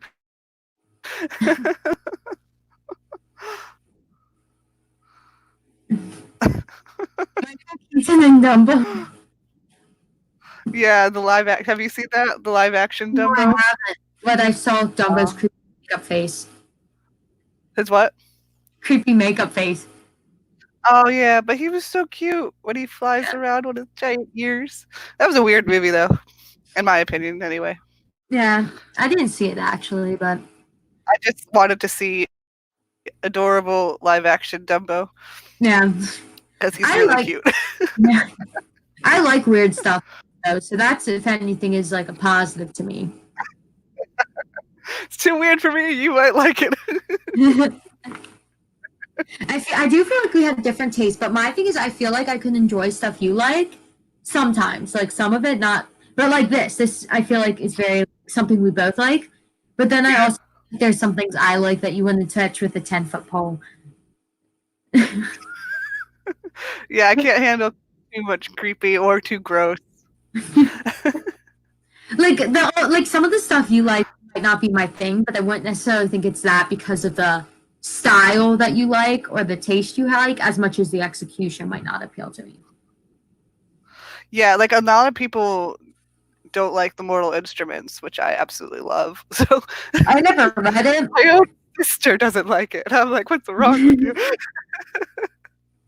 Dumbo is another orphan on a journey to self-discovery. Isn't his mom alive? He's not an orphan though. Yeah. Yeah, he's like separated They're from his mother. separated, Yeah. but they find each other. Yeah, at the end he flies into our arms. I heard a theory that Dumbo dies and then the flying stuff is his imagination after he's dead, and I'm like, no. I don't like Don't do that to me. You know The Legend of Zelda? That's one of my favorite games series. So Majora's Mask. I've never played it because I never had a whatever console. I only had an Xbox. He's cute. I always thought he was cute though. Yeah, in Majora's Mask, he like falls into an alternate dimension and like the dimension like does have clear parallels to the 5 stages of grief. But Yeah. then everyone's like, he's dead. I'm like, no, he's not dead. This is the afterlife. This is real. And don't tell me that Link died. I disagree with you. And that's where I Have you seen the Have you seen the kids movie 5 Goes West? What? Mickey Mouse. No, Have you seen the kids movie Gables Goes West? no. Well, apparently, because he goes to the Old West, and it's like the best of all of the Fievel movies, and it turns out that was all a dream. Because in the next movie, he wakes up and is like, "I had the craziest dream about the Wild West." Why would they make it a dream Like, though? no, Why would they do that? what? To make me angry. Like the thing is, it feels like they wanted to write a different story and they didn't know how to transition back. It's like, no, you can get good. Don't just undo the book you wrote. You know, Yeah, Roger Rabbit though. I don't think I ever saw that. But you know the movie where it's like half cartoon, half people. Yeah. So the movie was like very fun and cutesy and stuff. But the original book was actually really like dark and gritty and like kind of gross. Like a lot of like scenes where like the male human and the cartoon lady did things. Ugh. And yeah, but anyway, it was like really dark. But then they made the movie based on it, and the movie was like fun and cutesy, and it just like took the base premise, but like was a fun version. And then the author was like, "I like that more," and just made the whole first book a dream, and then wrote the rest of his series as fun books. That's so weird. Why not just make like a spin-off and then do something different? Oh, fictional. Can't undo it. Fictional fan. Yeah, I do think a spin-off of Roger Rabbit would make more sense though. Than like you know what I mean? Hello? Yeah. Are you talking to me? I just gotta say, I agree with you. It would have made more sense to just write a different story instead. Yeah. Like, just be like, oh, it's a different. Doing what you did is kind of dumb. Yeah, but Like, never mind. It's like, fictional fangirl. So Majora's Mask is the one I was never able to finish. It was so difficult to me. I actually have a collector's disc for the GameCube, so I've thought about trying it as a doll. I think I might have the same collector's disc. Does it have Ocarina of Time and the first and second Zelda also on it? Like it's 4 games in one disc, and I got it on. okay, you're talking about games. I was really confused for a second. I was like, what? Whose mask? You know the mask. What? Just when the moon's falling to the earth, and she has to get these masks to save the world. Who does? Anne, remember we've already established that Anne is metal. I think I skipped that chapter. It's okay, it wasn't that important. It turned out to be all a dream anyway. Such a cop out. Of course it was. But what's the other part with the shoe in the rabbit scarred me? Oh, I thought that was cool. I liked killing things. No, I'm just kidding. But no, a shoe gets killed. What happened with the shoe? It gets A shoe gets killed? There's like acid that can kill cartoon characters, and it like screams as Was it a living shoe? yeah. Oh, It's cartoon that's characters too. Yeah, it's pretty dark actually. It didn't scar me, but I wasn't like, yeah, kill the shoe. I was joking. Kill the shoe. It smells disgusting anyway. A horrible shoe. Yeah. Fictional Fangirl has the same game as me. Yeah, that disc I actually pretty good deal on eBay. I actually got a bunch of books online recently, and one of them was like hundreds of dollars on eBay, but then I went on 8 books and I found it for like $6. I was like, okay. Because it's like it's the only discontinued Stephen King book. Okay. It's interesting. So speaking of things that are crazy expensive online, so I have like 2 different Buffy the Vampire Slayer board games. Yeah. And if you check on Amazon.com, they're like $100. But I found them for like $2 and $4 at the thrift store. I was like, man, this game is high demand. Yeah, if you can find something at a thrift store, because thrift stores don't realize how much how much value certain things they own. Not actually. If you didn't know what it was, you'd be like, what even is this? Yeah. And I know one thing is I recently got the book I'm reading right now. I couldn't find it at any of the bookstores, like the Wii book I was talking about. The Wii, like it makes it sound like I'm talking about the Wii video game console. Yeah. They always like fun. I don't have one. Yeah. It wasn't at any store, but I found it at Goodwill just by happenstance. They happened to have one copy, and I was like, I can get A quarter. A quarter. Wow, you've got a nice thrift store. Mine were Yeah, like well, $1. Goodwill's pretty cheap. They raised Oh the no, price to $2. oh no, the Goodwill's, I was like the like, thrift stores where I live, usually I have to pay less than $1 for all the books, unless it's a hardback. that's nice. But even then, Yeah, at the one used to be paperbacks for $1 and hardbacks for $2, and now they're like flat price of $2 for all books. And I'm like, come on, like yeah. that's a bad price, but still, I was like, I'm used to my dollar.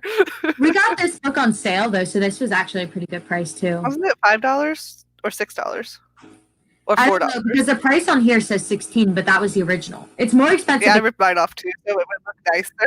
Yeah, everything's so much more expensive in Canada. Like it's $18 Yeah, in America. because we both found it at the same place. Yeah, we got it together. We actually have a video where it shows when we got together. I should link it below later if anyone wants to see it. It's just a Yes, vlog. the vlog where we met. Yeah, we don't even do that much vlogging though. And I like was holding the camera and I kept, and you're taller than me, so I kept holding it like higher and higher to try to swim, but I kept tilting it more and more. It just wouldn't, and like my camera wouldn't show me while I was filming while I was using it. So yeah, it was. Yeah, Oh, I have. it was fun. This is the camera I used for filming. Obviously not now. This is just my laptop. So Yeah. like this, so I can't see. So I've seen people who are like, if you don't look right into the camera while filming, it's because you're vain and looking at yourself. It's like I can't. I just am distracted by every inanimate object in my room. Actually, really. We're in a very shiny store. Yeah. Lots of things. Yeah. Also, I realize now I'm looking between myself and you, and I'm not looking at the camera. So, like, Nobody does in live streams because then you can't see the other person. You have to be like looking at the bright light, which isn't good for your eyes anyway.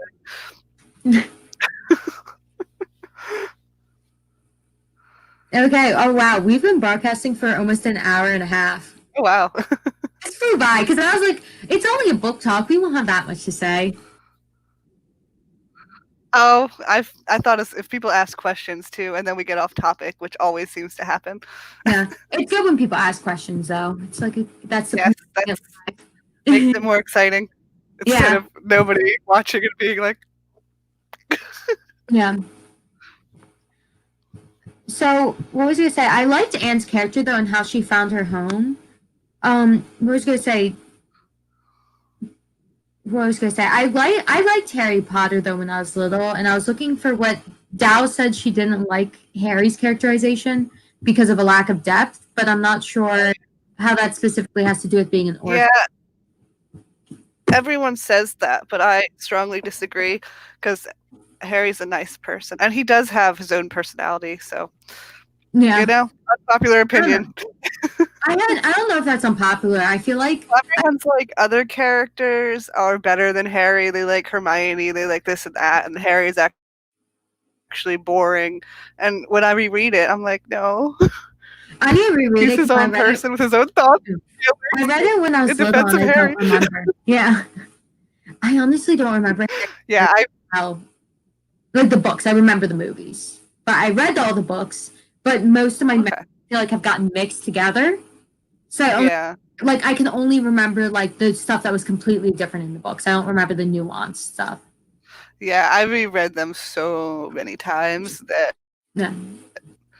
I don't really like the movies that much because they cut out so much of the good stuff. Yeah. Because like Fred and George are part of my favorite parts of the books, and then they just get rid of all of them. Well, that's the thing. I remember that the movies aren't as good. Like, because I remember cut out. The only thing I didn't like was like the spew thing in the fourth book with Hermione. That was very confusing to me as a child. Oh yeah. Because as a kid, I was like, wait, everything just confused me. Because like the whole Dobby being a house elf was bad. He's an activist. Yeah, but then the other one, fine with it, and I'm like, this book is sending me mixed messages. Because I thought it was like a comparison to like real life stuff, and I was like, wait. But yeah, I think it was just like the fact that I think it was supposed to be something about cultural differences. Like she was like, you should want to be free, but they were like, no, we're happy. We like our job. We get treated well. So yeah, and also there are different trying species. to put There's your like, own views on them. Yeah. Yeah, like because cultural like Hermione was differences, telling yeah. them what they needed, which was like very like Hermione.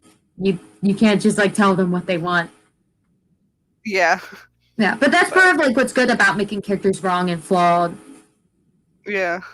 Because if Hermione was already like, I feel like that's one of the things with the movies. Like in the beginning of the movie series, Hermione is more flawed and nuanced, but as the movies go on, they actually give a lot of Ron's good scenes to Hermione.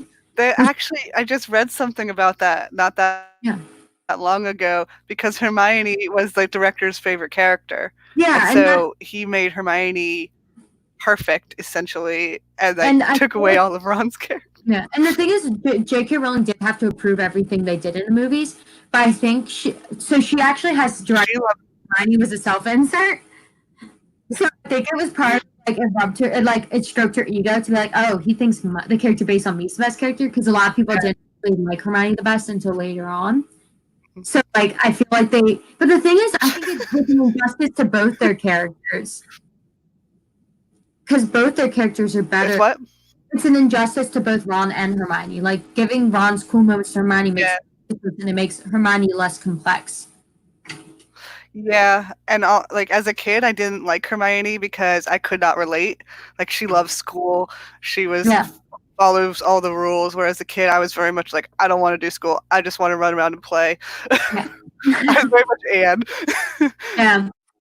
Like I don't want to do the things I'm told. I want to run around in the forest. School, though. Anne did love school though. Yeah, but that's because she like didn't have the opportunity. Yeah. Whereas also like Anne was like the whole time I was homeschooled, so it's always like my mom telling me to do stuff when I was like, yeah. And the whole story was Anne just being the best and stuff, and I'm like, now I feel slightly inadequate because I wasn't the top of my class. Yeah, she was so smart and then top of her class. Whereas like, well, I was homeschooled, so I wasn't necessarily top one. You were the top of your class. Yeah. Like, what is my class? In high school, I was actually like the top 5% of my class.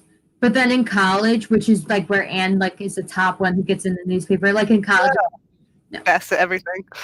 But I will say I noticed that's a trend in a lot of books. The main characters are always like straight A students who are super smart and super creative. Yeah, not really creative in books. Fun. That's Anne specifically being creative and fun. Yeah. You creative and fun one's a side character. So Anne has that, but she's also super smart, which I don't know if that was really a trend back then to make the main character super like smart, whatever. But it does feel earned in this book. It doesn't feel like the main character is just smart. Yeah. Being smart because she works a lot. Yeah, well, because she loves to read though. Yeah, and I don't think they had as much like fun literature, like fiction books back then. So she loved to read, and she would read a lot of like school information books because she just loved to learn information. So that kind of goes with her character, just that she wanted to absorb all of the knowledge, and so it ended up being like. Also, she wanted to prove that she belonged there. So, like for Marilla and Matthew, she was kind of afraid that they wouldn't want her if she messed up. So she tried to be like the best she could be to like make them proud. Yeah, I just have to oh. I wish you like scoot across the screen. Hi, we have someone here, and the adorable author just responded to the shoe thing. I guess I need to look up a video clip of this. Poor shoe. The most scary, like I watched a video where they made Charlie and the Chocolate Factory, Willy Wonka and the Chocolate Factory into a horror movie. Messed up. I don't recommend it for you. Don't watch it. But someone else in the audience. I'd probably be very uncomfortable. Yeah, don't watch it. The scene with the boat with the scary music is probably enough for you. Have you seen Willy Wonka? Yeah, I've seen both versions. Yeah, you know the scene I read the boat. I actually know like the crazy boat that's like they're on drugs or something. Yeah, and I think they cut off a chicken's head in it. Really? Remember? Maybe I'm misremembering that. I don't know. I don't remember. It's been a while. It was never my favorite. I liked the books a lot, but the movies always made it so weird. Yeah. I feel like Roald Dahl books were always kind of weird, though. The only one I read, though, was Witches, but in the end of that one, the kid remained mouse or a rat for the rest of his life. Like Ronald Dahl wrote books. Maybe that's why it scared me. Yeah. Because I remember one had like nails. That was like, and they give the kid back to his parents, but then they're like, oh, they're probably going to kill their son because they don't believe it's actually their son or don't care. And I'm like, then why are you giving the rat kid to this? It's because 2 kids got turned to rats, and one's like, he goes to his and he's like, how long do you think rats live? And she's like, 20 years, and he's like, good. I want to die when you die. And I'm like, this isn't really healthy, is it? They live like 3 years. Well, 2 to 3. Well, the point is he wants to die when his grandma dies of old age. Okay. And then the kid was like, yay, I'm going to die with my grandma. And I'm like, happy ending? Question mark? That's messed up. Yeah. Yeah. Ronald Dahl. I remember the Big Friendly Giant was cute. Yeah, fictional fangirl said all his books were strange. I think that's why I was a fan. I actually did like the book The Witches because I liked kind of creepy things. I just thought it was kind of funny how it's like, oh, they all die. I actually haven't read Matilda. I saw the movie. I loved the movie. I was obsessed with it because it had magic. Yeah, I'm actually going to have an unpopular opinion. I wasn't that into Matilda. That part where she made pancakes in the morning always made me want pancakes. I didn't see Matilda as a kid, so I didn't see it till I was older, and I was kind of like, oh, it's fun. It didn't have the same appeal, I guess. I was literally her age and obsessed with her. But the chocolate cake part grossed me out. Ugh. Matilda also has an awesome lady teacher in it. Yeah, she adopts her. It's beautiful. I just gotta point out all the books with awesome lady teachers are my life goals. I mean, there could be an awesome guy teacher. I relate to some guy characters too, but you know, like those awesome lady teachers who like inspire imagination and fun. Yeah, they're fun. Yeah, I was gonna say, I don't know if we should keep going or if we should wrap up soon because it's been an hour and 37 minutes. All right. It depends if you have things you need to do today or if you want to do it even 2 hours and leave it at that or what. Miss Honey, is that the person? Yeah, that's the teacher. I don't remember anyone saying. It's not Matilda. You remember Matilda? I don't, though, because I watched it like on repeat as a 10-year-old or whatever, and I haven't watched it since. You don't remember Matilda's name? Oh, no. Miss Honey. Okay, I said you remember Matilda's name, and you were like, no, I don't. And I was like... Who?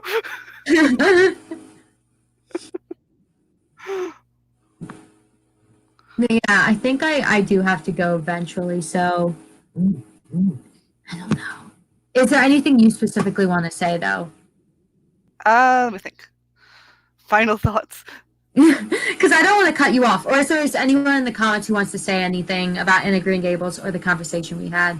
Yeah, because we might wrap things up in a few minutes. Yeah.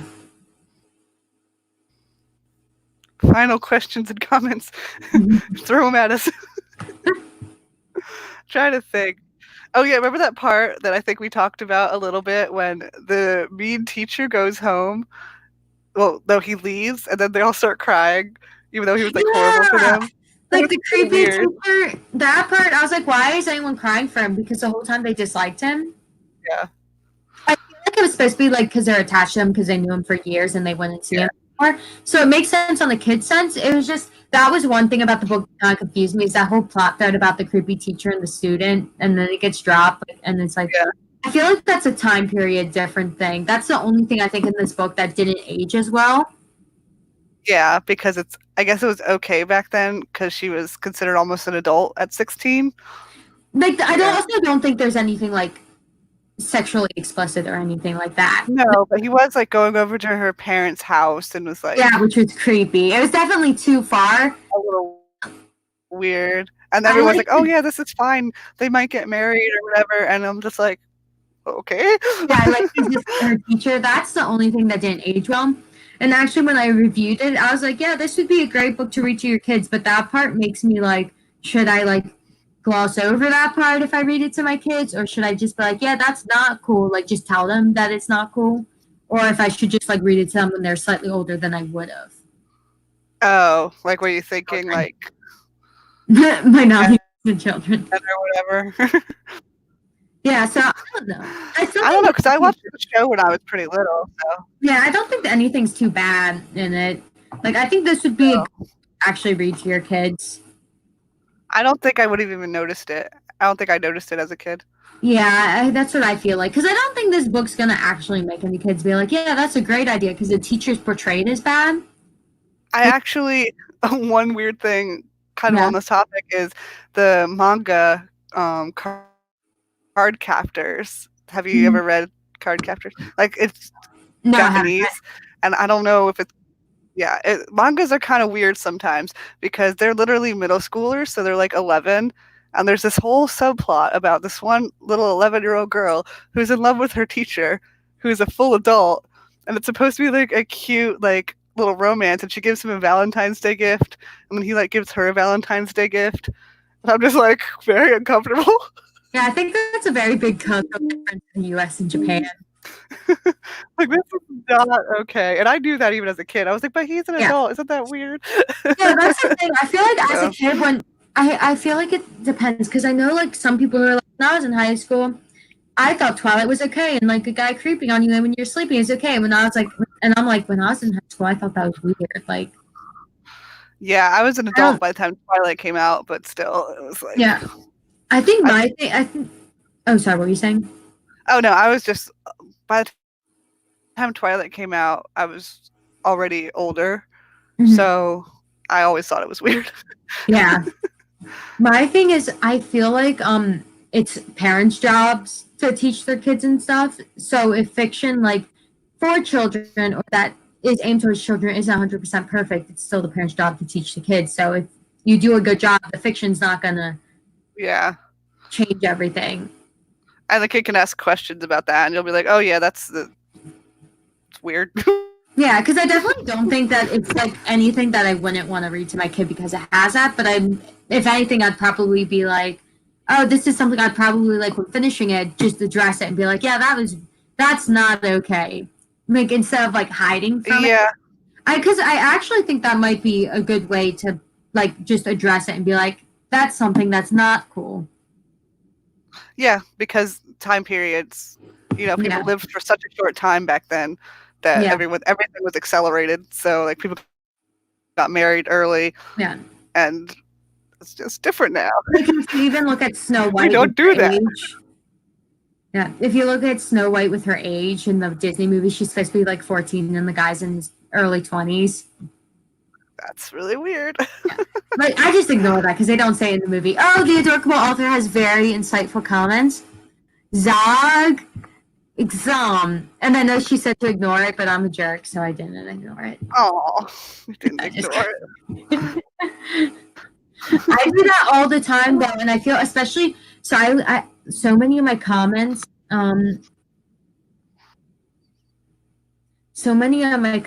get like messed up. She's not Matilda. Wait, is that actually a thing? Is that OMG Matilda? Oh, probably. No, wait. Some used to express great surprise or excitement. That's a real word. I guess we're too old. No, I'm pretty sure I'm the youngest one. I think I'm younger. I know. I'm out of touch. Oh, than her. Yeah. I never know any slang until like I read it in a YouTube comment. I'm like, what? Yeah. One thing though is, so I do want to have kids, and I think it'd be fun to read stories to them. So one thing is, I feel like most of the stories I think of are for boys. Older than both of us? How old are you? Because I'm a lot older than I look. I actually forgot your age because I thought. Oh yeah, I'm 29. Oh, okay. I thought you were 26 already. See, that's how bad my memory is. Yeah, I turned 30 this year, and I'm like, I'm so old. 30 isn't old. Says the 22-year-old. Yeah. But one thing is, it's not. I misworded that. A lot of the books that are really popular, I feel like have boy protagonists. I feel like this is a good girl one. But also, I saw your Instagram where you mentioned The Last Unicorn, which I read, or The Land of Yeah, Unicorns, The Land of the Unicorns. And I yeah, remember that as a kid. Isn't there a sequel? I never read the second. yes. I know there's a second book. I never read it. The second one is my favorite. It's so good. I actually never read the third one because I was waiting like 10 years for it to come out, and it never came out I until wanna. a couple years ago, and I didn't remember anything at that point. I don't know if I own So I it. was obsessed with that series. Yeah. I don't know if I own it, but I want to reread a lot of middle grade books I liked as a kid. I also liked middle grade horror, but my two genres as a kid: middle grade princess books and middle grade horror. I did actually like a lot of the R.L. Stein books as a kid. I liked. And then I stopped reading them at some point when they got older and like they actually Mhm. got creepy. And I was think like, I liked Mary Downing Hahn was the woman I read. Hers were actually creepy though. They were like actually kind of sad. They're about children who died and they were ghosts. Oh, so I read this like all the R.L. Stein, like there was this one called Shadow Girl that really affected me, and so I had a character who was a superhero named Shadow Girl that I just like completely copied that. I was like, it's fine. When I was 11 writing this. The first version of my book actually was about kids at a secret agent school run by kids, and then I just like kind of scrapped that and took the characters and turned them into like my current portal fantasy. That's how I'm with stories. So I have so many story ideas where I like completely restructure them. And a lot of people I feel like are like, oh, I gave up on the story idea, but I took a few characters. I'm like, I didn't give up on the story idea. I made it better. Like I don't ever see it as giving up on a story if I completely change everything about it. I still think if it's from the same idea in my like sometimes I combine story ideas. That's what I'm saying. But so I make two into one, but I still consider finishing the ideas if I finish it. Yeah, this one I just made it completely different, and then I kind of go back to the whole spoilers secret agent school for things in another book. Yeah, I made it, but I made it more adult. Like, and then my version I wrote as an 11-year-old, they were school for kids, but it was run by like a 14-year-old girl, and they would take this potion that made them look like grown-ups when their parents came, so people wouldn't suspect it. And that's actually really cute. When I was 14 years old, I'm like, this does not make sense. I could not run a school. It was called like Crime Kicker. I think that's a really cute idea, though. I have so many illustrations. And so the adorable author says, I'm 31 and fabulous. Thank you. Ooh. There you go. You tried to start a fight, but she took you down. No, just kidding. I was just curious if she knew my age. Yeah, no, I was just teasing you because you said you felt old. You're not. Yeah. And then fictional fangirls 28. So I'm just exposing everyone's age on the internet. Hope you're cool with that. Why not? I mean, also, your age doesn't really matter.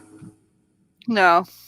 You know, unless it's the teacher-student relationship in Anne of Green Gables, and then it does matter, yeah. Age matters when it comes to dating, but not when it comes to life.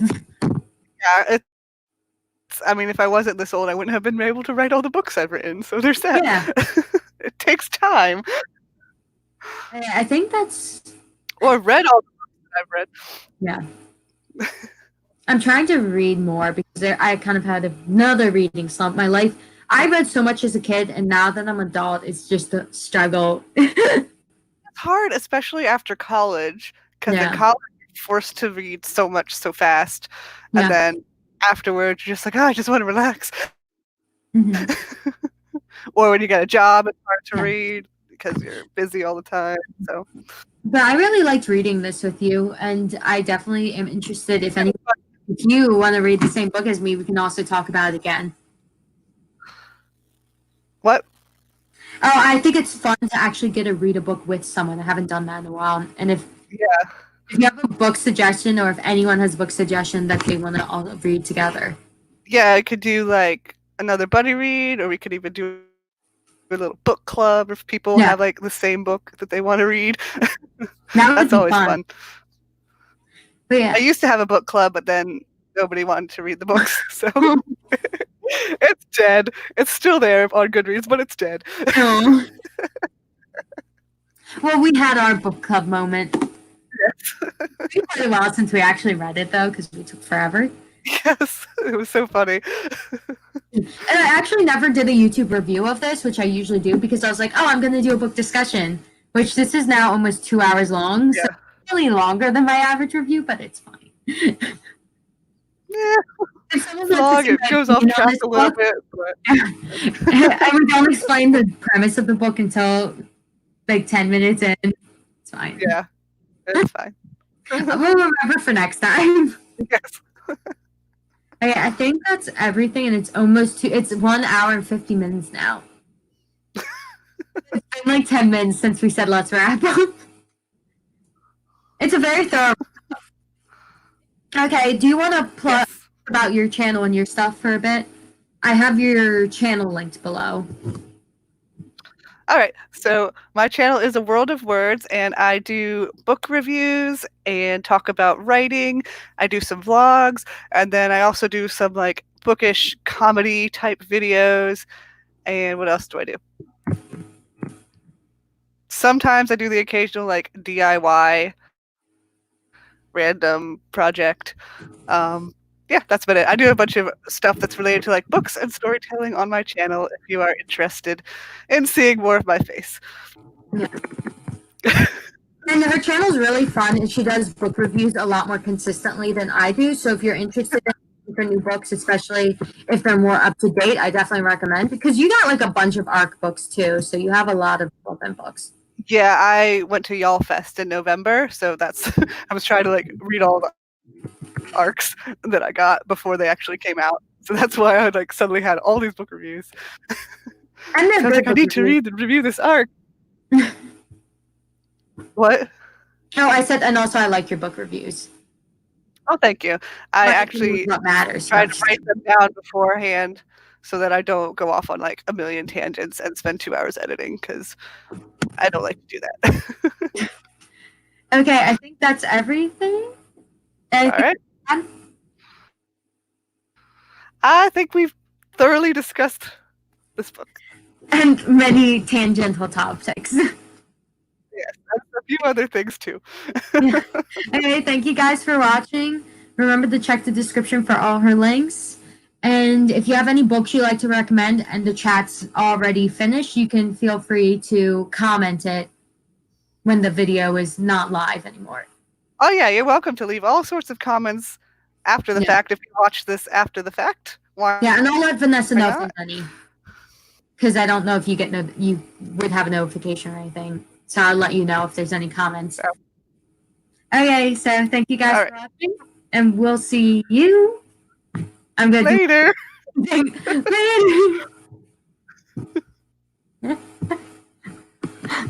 It's not ending. Okay, I figured it out.